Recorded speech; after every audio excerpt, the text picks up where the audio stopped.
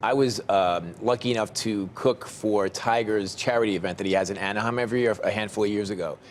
And one of the benefits of that was that the day of the event, you know, the charity dinner was at night. He took me to a bunch of clinics that he was running for kids, for adults, all day long. He spent the whole day doing it. And when you watch how people react to him when they're sort of right next to him, the fact that you'll be able to do this from a streaming standpoint, to me, is just for as a fan, I'm like totally excited about it. Just that interview, it's weird. Yeah. It's even it was way down in the Bahamas. There's a Tiger is a. He's Tiger Woods. He's Tiger Woods. What a transformational figure, really. No. You know, everywhere on earth. Right. Exactly.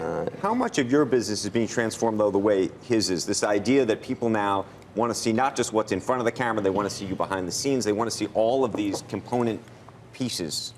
Well, they want access to it when they want access to it, and I think that that's what's really starting to happen. That's why I'm so excited to be in business with Discovery. You know, I've been at the Food Network for 22 years. From the beginning. And so now we have new leadership here, which is incredibly exciting. One of the things that I'm excited about is the sort of globalization of my business, because I love going to places like in Europe. Like, I love Italy. It's the place that I love to go on vacation, and I'm not really recognized there by the locals in Italy. In the United States, yes, I get recognized, but I'm looking forward to actually being, you know, having my business transformed globally. And so is your expectation, if we were sitting here 5 years from now, that you're going to have a restaurant empire that's not just U.S.-centric, that's going to be everywhere? For sure. I think that's one of the possibilities, and I just look forward to being able to speak a lot of Italian. And what's the distinction between the leverage and power of the network, if you will, and social media these days? And the reason I ask is you see so many chefs now and restaurateurs living on social media, using social media. How does that compare to the power of TV still? I think that they're paired together. I think they work in unison. The great thing about social media for anybody, whether it's, you know, Tiger Woods or a chef, is that you get to tell the story. You're doing your own public relations in a way. And so I think as we get more comfortable and better at telling the stories of who we are and what we want people to think about, I think social media gets used in a much better way. You know, I was watching your guys' coverage on Friday, and you had a number of the consumer product analysts, and they were talking about the fact, I think you were making the point with them, that if you're just e-commerce, without a traditional store, and the thought was all the stores are going to go away and everything's going to go to e-commerce. But if you use that example in media, you know, for instance, we can take Bobby, and we will take Bobby everywhere in the world. We're gonna, you know, we'll take him all over the world in every language. But then, and on top of that, he can reach out on social media or, you know, directly with consumers. But the PGA deal, we wouldn't have gotten that if we couldn't. The big funnel is still the TV set.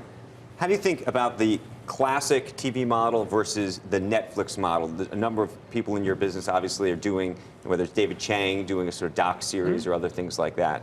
Yeah, I mean, I would say that I think there's room for all of that. I let David make those decisions for me because I'm in his camp, and I know that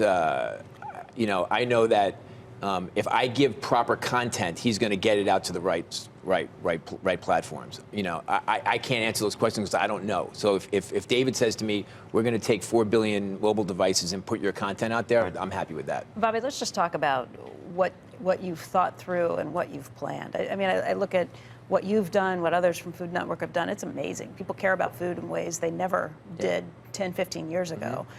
How much of the move that you made was really like one that was planned out, that you thought that this was going to be a move? How much of that was you were, you know, going and doing what you love and it just kind of took off? You know, my backstory is really simple. I dropped out of high school, so I'm not formally educated, and I don't think about things in that way. Not true. You went to cooking school, and you really yes, for culinary school. Yeah. But I learned through life. I learned through the things that are in front of me, and I make decisions based on what's put in front of me at that moment, and sort of I have a big picture view.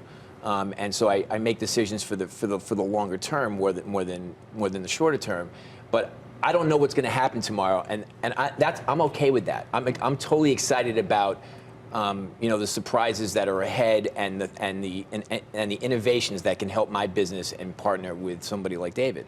I try to do what I do well, which is teach people how to cook, get them excited about food and their lifestyle, and I let the people like David do what they do, and hopefully it all kind of works together. So I don't know what's going to happen tomorrow, and that's exciting. The interesting. He brought food, by the way, just in case. Okay, while the food's coming in. While the food's coming in. The interesting thing about food is people might wake up one day and say, I want to see the Crown, or I want to see a particular scripted series.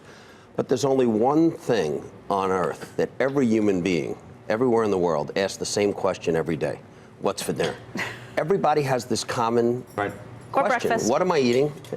People love food, and there's nobody better than Bobby. But it's a very compelling genre globally. This idea of food. We could take Bobby together with Amazon into the kitchen. And what could that look like? So I think the opportunity ahead is it's meaningful. Yeah. So my question for you is: you were the pioneer in terms of chefs on TV. Who do you look at now, sort of next generation? Is there anybody out there you go, they're really clever, I see them doing something really interesting, whether it's in traditional media, whether it's in social media? I mean, I think we have a lot of people on the network right now who are starting to show their wares really well. People like Alex Guanaschelli and Molly Ye. I mean, there's a whole new sort of farm team that are being developed, and to me, that's really important. I'm always looking forward to, really strengthening the roster at the Food Network, because I know that the stronger team that we have, the better for everybody. Is this a frittata? Yeah, tell us what you got It's here. a Spanish tortilla, so it's eggs and potatoes and onions, and it's a red pepper pesto on the bottom. And is Do you this bring food everywhere you go? No, David made this. Is this a pairing situation, or It's not. It can go together. This is a smoothie. It's a smoothie. But no protein in the smoothie. Well, there's oatmeal. Oatmeal. So that's good for you, right? Yogurt, oatmeal. Added carbs, I think. You made Like this? this. I didn't make it. Are you a better chef or a better golfer? Because if it's the I'm same not as your good golf, at I'm not either. eating I'm it. not good at. Oh my God. I'm not Good good at though. either one. That's great. I hang out with people that are good. David is actually sending me out to a meeting, and he's been nice enough to make sure that the meeting's at Pebble Beach tomorrow. Really? So I will not be bringing a garment bag. I will be bringing my golf clubs for sure. Okay, and then final question, news you can use. We were talking about this during the commercial break. You stay so trim, and yet you eat all day, and everybody wants to know how you do that. Well, I think health is an incredibly important part of happiness, right? And so I don't want to think of food as an enemy. I want to think of it as my friend. I have to eat it constantly and cook it all day long. And so it just takes work. You have to go to the gym in the morning. You have to have some discipline in terms of how much you eat, when you eat. Like, I don't eat late at night anymore, which is what chefs, traditionally have always done, because it just doesn't work for me. And so I have to be really careful. Okay, Bobby Flay, thank you for coming in this morning. My Sorry pleasure. I